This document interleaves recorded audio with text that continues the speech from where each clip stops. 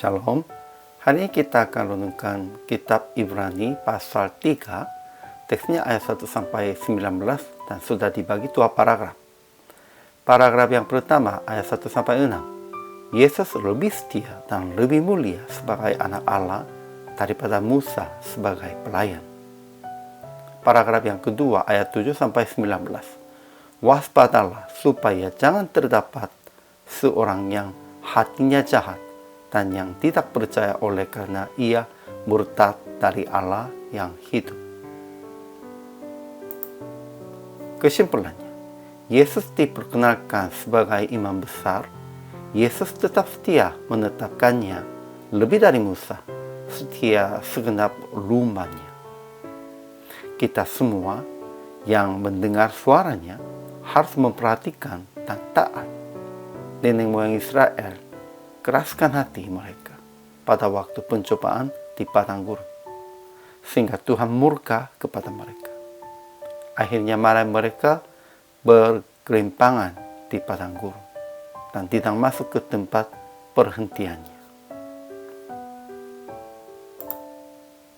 Ajaran tentang Allahnya. Pertama, Yesus adalah rasul dan imam besar yang kita akui.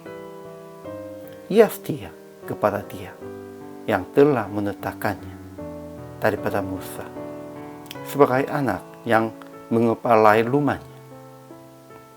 Kedua, Allah telah membangun segala sesuatu sebagai ahli bangunan, tetapi Ia sampai bahwa mereka yang tidak taat tak akan masuk ke tempat perhentiannya. Ketiga, Roh Kudus telah berkata, jika kamu mendengar suaranya, janganlah keraskan hatimu seperti dalam kekelaman pada waktu pencobaan di padang gurun. Ajaran tentang manusianya. Pertama, saudara-saudara yang kudus yang mendapat bagian dalam panggilan surgawi harus memandang dan mengakui Yesus sebagai rasul dan imam besar. Kita harus teguh berpegang pada kepercayaan dan pengharapan yang kita megahkan.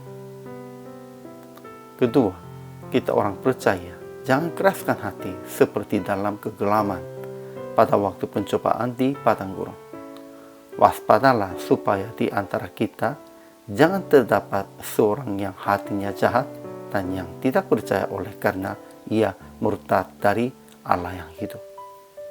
Saling nasihati seorang akan yang lain setiap hari dan teguh berpegang sampai kepada akhirnya pada keyakinan iman kita yang semula.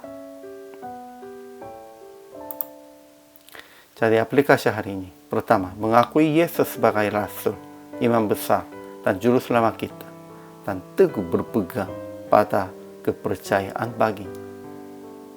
Kedua, jangan keraskan hati, melainkan saling menasihati seorang akan yang lain setiap hari, supaya hanya percaya Yesus dan jangan dicobai oleh yang jahat.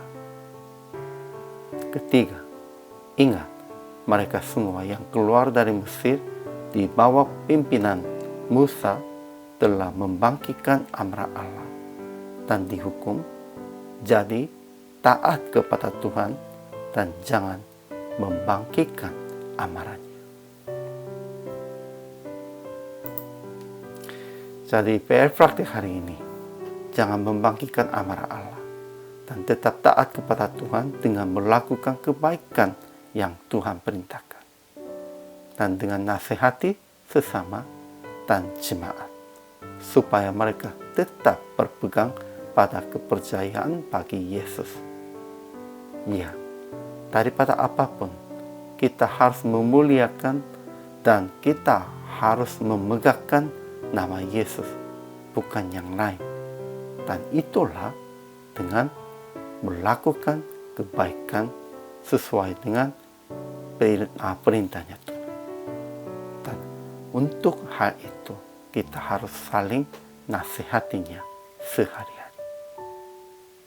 Hari ini juga selamat melayani. Tuhan Yesus memberkati.